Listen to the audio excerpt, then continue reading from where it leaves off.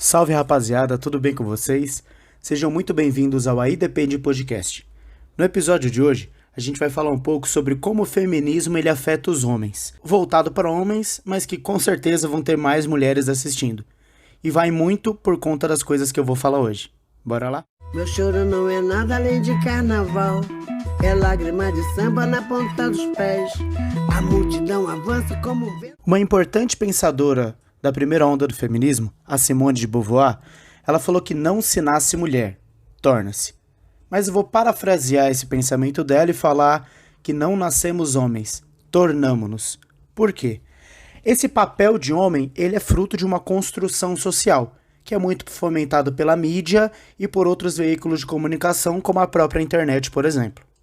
Embora a frase da Simone ela seja muito mais profunda em diversos aspectos, a questão que eu quero pegar aqui é mais a construção social mesmo desse papel de homem. Existem hoje, para ser homem, diversas exigências, como virilidade, sempre estar disponível para o sexo, uma impavidade, ou seja, essa habilidade, entre aspas, de não sentir medo, de ser sempre forte, provedor e etc. E essa construção faz com que muitos homens desenvolvam sofrimentos psíquicos. E ainda mais, que eles não procurem ajuda para esse sofrimento psíquico, porque é ensinado para os homens a esconder essa dor e sempre se mostrar muito forte. Uma palavra que está muito em moda hoje em dia é a desconstrução. Mas por mais desconstruído que você seja, você ainda é machista. A Manuela Dávila, uma política brasileira, ela fala que o machismo é como se fosse uma piscina, que todo mundo está dentro. Uns estão molhando só o tornozelo, outros estão se afogando lá no fundo. A questão é a seguinte: independente de quanto você estudou, o que você faça, nós somos machistas por essência, por assim dizer. E sim porque a nossa sociedade ela é construída através do machismo. O machismo e o patriarcado é um dos pilares para a nossa sociedade contemporânea, que é capitalista e neoliberal.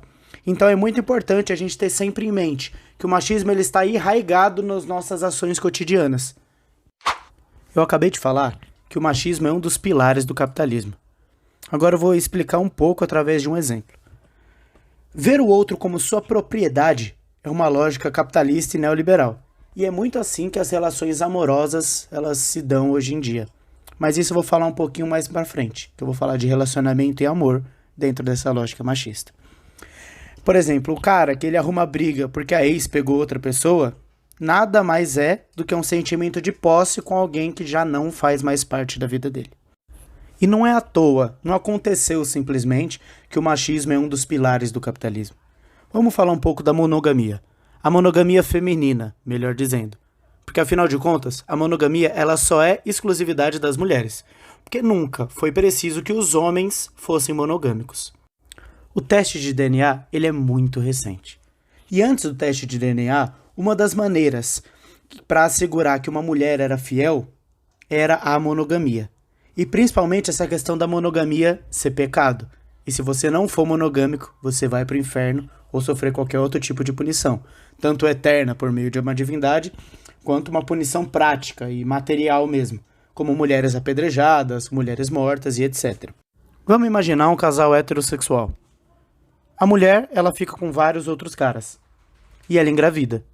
Não dá para saber de quem é o filho se não tiver DNA. E como eu disse, em boa parte da nossa história, não tinha DNA. E essa mulher, como não dava para saber de quem era o filho, uma das maneiras para você assegurar que esse filho era do marido é você criminalizando a poligamia e as puladas de cerca. Então a monogamia passou a ser obrigatória por uma questão, entre aspas, estratégica, de garantir que o filho que gerasse a partir dessa mulher, que também era vista como propriedade, fosse daquele cara sem sombra de dúvida, para assim passar a propriedade para frente, para assar a herança para frente daquela família. Tudo que nos rodeia é fruto de construções sociais, e a monogamia e a maneira com que a gente encara o amor também é fruto disso. Mas eu não estou dizendo que a monogamia é errado por essência, que a gente tem que parar de ser monogâmico. Não. Tanto é que isso é muito idealismo da minha parte eu falar uma coisa dessa. Porque na prática, a gente sabe que as pessoas gostam de serem monogâmicas. Muito porque elas foram ensinadas assim, mas elas gostam. Tem um pensador que fala que nós vivemos na sociedade do espetáculo, onde a performance ela é muito vista. Só você abrir seu Instagram agora que você vai ver. Um monte de gente meio que apostando quem é mais bonito, quem tá fazendo a coisa mais legal e etc. Essa espetacularização é uma característica da nossa sociedade. Quando a gente para analisar o comportamento dos homens, a gente vê que essa performance ela é muito característica. Mas ela não é característica de uma maneira inata, ela não veio do nada. É de novo uma construção social. Os homens eles são cobrados e se sentem na obrigação de performar em todos os aspectos da vida. Muito fruto dessa sociedade do espetáculo que eu acabei de dizer, e da espetacularização da vida. Só que essa performance do homem, ela está em vários níveis. Os homens, eles apostam para ver quem dirige mais rápido. Eles apostam para ver quem é mais forte. Tanto é que se você vai num bar e tem uma briga, pode colocar que vai 90% de possibilidade de ser dois homens brigando. Às vezes por conta de mulher, que na cabeça deles é uma propriedade. Então o homem ele tá sempre brigando, ele tá sempre disputando para ver quem performa mais. E outro ponto que o homem tem essa necessidade de performar é no sexo. O homem, ele performa no sexo para satisfazer a si próprio e o seu ego, já que essa cobrança ela é tão forte para cima dele. Os homens, eles não procuram ajuda, porque eles acham que eles são autossuficientes e que eles não podem demonstrar fraqueza. Vou ficar repetindo isso sempre, por conta de uma construção social. Porque os homens também são vítimas desse machismo. Já que a mulher, ela tá jogada numa questão de fragilidade, de ser protegida, de ser salva, né, ser resgatada. Pega qualquer conto da Disney aí que você vai ver isso. Os homens, eles estão no outro papel, do forte, do viril. Então, quando você fala mulher ter que ser X e Y, o homem é Z, por exemplo, né? Quando você atribui mulher tem que ser isso, isso e isso, sobra para o homem as outras características. Essa imposição para cima das mulheres dá indiretamente uma imposição para cima dos homens também. Voltando a falar um pouco dessa performance do homem, essa performance na parte do sexo, ela é muito ruim, porque nem o homem, nem a mulher, eles transam bem. A questão é assim, eles não aproveitam do sexo da melhor maneira possível, porque o homem ele está muito preocupado em performar. Eu vou ler agora uma citação da Bell Hooks, uma pensadora feminista excelente, na qual eu indico um livro dela, muito, muito, muito bom, que se chama O Feminismo é para Todo Mundo. Leiam, por favor. Agora eu vou lá, para a citação. Houve vários homens heterossexuais aderindo ao pensamento feminista, exatamente porque eles não eram realizados sexualmente em relacionamentos com parceiras que não eram interessadas em sexo, porque aprenderam que mulheres virtuosas não eram sexualmente ativas. Esses homens eram gratos ao movimento feminista por oferecer um paradigma sexual libertador para as parceiras, porque garantia que teriam uma vida sexual mais satisfatória. Ao desafiar a noção de que a virtude de uma mulher era determinada por sua prática sexual, pensadoras feministas não só afastaram o estigma de não ser virgem, como também colocaram o bem-estar sexual da mulher em pé de igualdade com o do homem, incentivando mulheres a não fingirem que eram sexualmente realizadas, quando esse não era o caso. O feminismo ameaçou expor as falhas sexuais masculinas. Essa citação ela é bem direta e fala mais ou menos que a opressão patriarcal em cima das mulheres é algo prejudicial a todos. O sexo dentro do patriarcado é ruim, porque as mulheres elas são afastadas do sexo, como a Bell Hooks falou. Veem o sexo como algo impuro e sujo, pois sempre foram ensinadas que boas meninas, entre aspas, são santinhas e que fazer e até mesmo falar de sexo é coisa de puta. Na cama, as mulheres se deparam com um cara preocupado demais em transar igual o filme pornô que ele assiste, que só se preocupa com a sua performance, mas ao mesmo tempo tem a obrigação de ser viril, não broxar e dominar. Homens e mulheres são impactados diretamente pelo machismo, até no sexo. O sexo é um tabu. Não se explora, não se fala, não se contesta. E esse cenário ele é extremamente ruim para os dois lados. Porque a mulher ela não é satisfeita, que o prazer dela nunca é prioridade, e o cara está tão preocupado em performar que ele também não se permite se explorar e as outras possibilidades que o sexo tem a oferecer. Então, o patriarcado e o machismo ele afeta negativamente tudo. E o sexo não vai escapar. Agora eu vou colocar um áudio aqui, que é extraído de um vídeo de uma pastora, falando como que a gente deve se comportar na nossa cama, na hora do sexo, com o marido e com a mulher. Vamos lá. Papai e mamãe. Oh, glória! Na cama é papai e mamãe.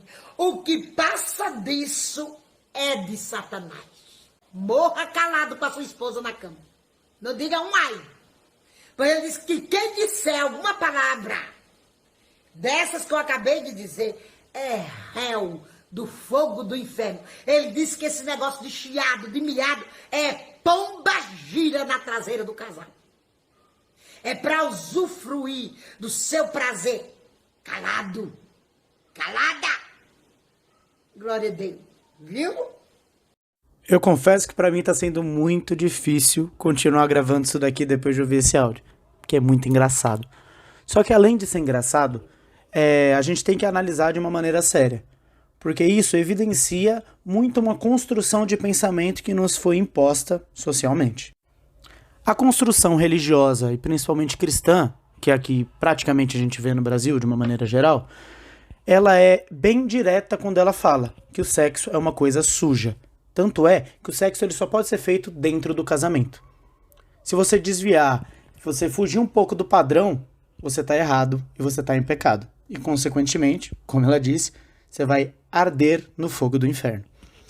E isso ele é muito característico e ele é muito simbólico quando a gente conecta com o que a gente falou agora há pouco.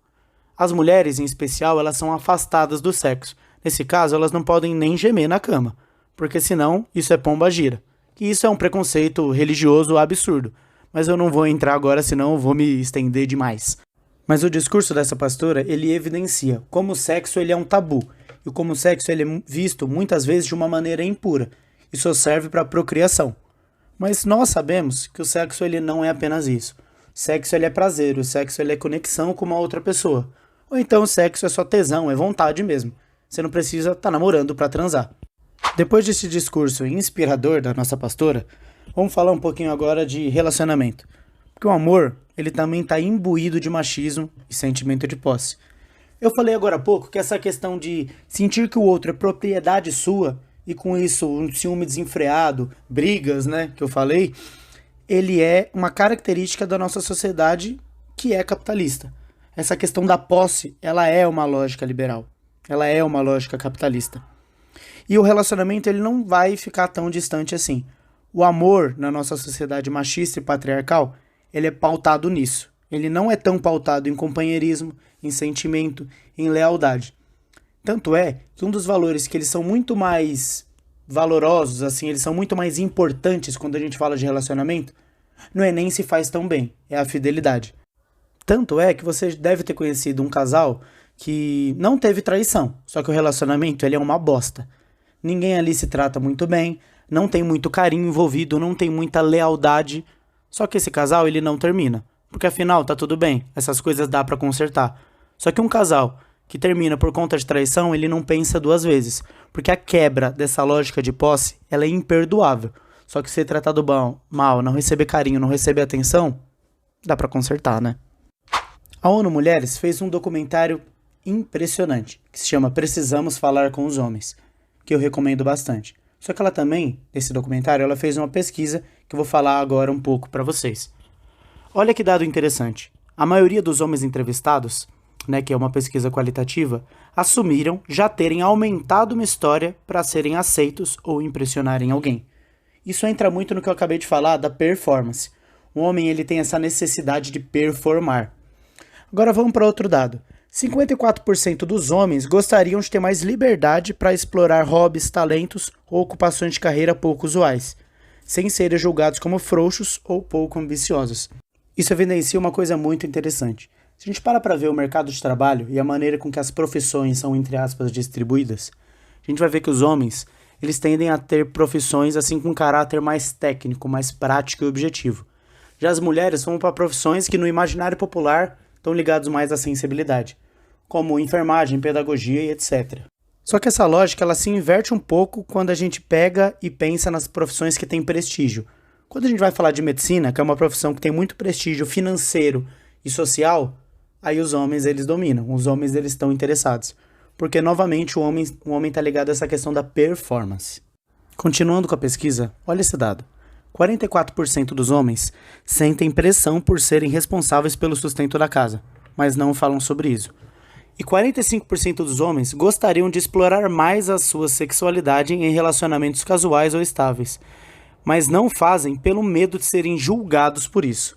Ou seja, uma boa parcela dos homens, eles sentem desconforto de ocupar a posição que eles ocupam. Só que isso não é falado, isso não é debatido. Isso só evidencia o fato de que os homens são prejudicados diretamente pelo machismo. De 10 suicídios, 7 são feitos por homens. E os homens se suicidam de maneiras mais violentas do que mulheres. E esse dado evidencia muito isso. 56,5% dos homens gostariam de ter uma relação mais próxima com amigos, expressando mais afeto e podendo falar sobre sentimentos e dúvidas. Só que os homens, eles não fazem isso, porque eles são afastados dessa questão de se preocupar com os sentimentos. Porque o homem, novamente, ele tem que ser forte, ele tem que ser viril e ele tem que ser provedor. Tudo que for sensível demais não é para o homem, isso é coisa de mulher. Esse pensamento, novamente eu vou afirmar, ele aprisiona tanto as mulheres quanto os homens. 77% dos homens se preocupam com a aparência, mas não falam sobre isso. Esse é bem autoexplicativo e infelizmente acontece. Homens são muito mais desleixados, entre aspas, com relação à aparência do que mulheres. As mulheres, elas se arrumam mais, elas se produzem mais, elas estão muito mais preocupadas com a sua aparência, elas são mais arrojadas para se vestir. Estou falando de uma maneira geral, embora haja exceções tanto para homens quanto para mulheres. Só que os homens, eles não se preocupam, ou melhor, eles se preocupam, mas não agem por conta da pressão que lhes é imposta. Tem um filme francês que eu gosto bastante, que se chama Não Sou um Cara Fácil. Esse filme conta da história de um cara que ele bate a cabeça e ele acorda em uma sociedade que ela é matriarcal, em vez de ser patriarcal. Ou seja, as mulheres elas dominam e elas comandam. E tudo é ditado pela lógica feminina, por assim dizer. Isso é muito interessante se a gente para confrontar algumas coisas que para nós são naturais. Tem uma cena do filme que ele está transando com uma mulher. E a mulher, quando ela goza, ela para o sexo, vira para o lado e dorme. E é muito interessante a gente para pensar de inverter essa lógica que a gente está tão acostumado. Recomendo muito assistirem esse filme. Pegando um gancho nessa questão de inverter a lógica que a gente está acostumado, vamos falar agora de criação de filhos. Na nossa sociedade atual, a criação de filhos é de responsabilidade da mãe. Só da mãe. O que acontece? Antes as mulheres tinham a obrigação de ficar em casa. Elas não podiam trabalhar. Por conta do avanço do capitalismo, tinha a necessidade de ter mais mão de obra nos postos produtivos e nas fábricas. E as mulheres tiveram a obrigação de sair de suas casas para começarem a trabalhar e gerar capital. Só que aconteceu um fenômeno muito cruel e ao mesmo tempo interessante da gente parar para estudar. O que houve? As mulheres, quando elas passaram a trabalhar fora, o trabalho que elas faziam dentro de casa não foi retirado delas nem dividido a tarefa. As mulheres continuaram fazendo as atividades de casa, cuidando dos filhos e agora trabalhando fora, fazendo uma jornada dupla, tripla, o que quer que seja. As mulheres passaram a ser exploradas cada vez mais, agora pelo capitalismo e antes, e atualmente também pela sociedade patriarcal. E a gente está tão imbuído nessa lógica capitalista que a gente tem dificuldade de pensar alternativas para contrapor isso. Se você pega numa lógica marxista, criar filhos é uma tarefa da sociedade, não apenas dos pais. Não é tão individualista. E se você pega exemplos tanto da URSS, da União Soviética, quanto, por exemplo, contemporaneamente da Coreia Popular, você vê que, por exemplo, tem algumas políticas que fazem com que essa criação de filhos não seja cruel para as mulheres. Mas antes, para evidenciar essa crueldade, eu queria trazer um dado. Mais de 70% das pessoas afirmam que quem cuidou material e emocionalmente foi a mãe. O pai, ele é ausente mesmo quando ele é presente. E quando ele decide não criar o filho, isso se agrava ainda mais, tendo muitas mães solos pelo Brasil. E esse pai não participar da vida do filho gera prejuízos, sim, emocionais, gera prejuízos materiais também. Agora vamos pensar através de uma outra perspectiva, que foge dessa acumulação desenfreada de capital, e uma lógica que visa mais o bem-estar das pessoas. Na Coreia Popular, existem creches dentro das fábricas e postos de trabalhos, onde as famílias elas levam os filhos, que têm profissionais capacitados, que deixam lá enquanto eles trabalham. No final do dia eles pegam. Sem falar que lá a jornada de trabalho ela é bem menor do que aqui. E as condições de vida elas são bem mais voltadas à qualidade de vida e não a padrões de consumo. Mas isso um outro dia eu falo para vocês. Mas a questão central é que a criação de filhos, ela não precisa ser única e exclusivamente uma tarefa das pessoas, e sim uma tarefa da sociedade. Porque o bem-estar social, ele importa e ele importa muito. Porque se a gente vê creches dentro dos postos de trabalho, isso facilita muito a mãe, ela sair de casa com seu filho, conseguir deixar um filho no lugar que ele vai ser bem cuidado, trabalhar e depois pegar o filho. Isso sem acrescentar nada no seu orçamento. Espero que você tenha gostado muito desse episódio e que você tenha aprendido pelo menos um pouco. Eu quero saber a sua opinião sobre isso. Se você estiver me ouvindo pelo Spotify, avalie aí nas estrelinhas, coloca 5 estrelas. Mas se você estiver me ouvindo pelo YouTube, além de deixar seu like ou seu dislike, comenta aí embaixo a sua opinião. Ou então vai lá no meu Instagram e me chama na DM que a gente troca uma ideia melhor sobre isso. Firmeza? Espero que você tenha gostado. Divulgue o projeto, por favor. E é isso. Até uma próxima e é nóis. Me dão parabéns, mas querem meu fim. Querem meus bens, me querem refém, eu só quero meu gin. Bebendo meu drink, ou sugo de link, penso bem assim. Linkando as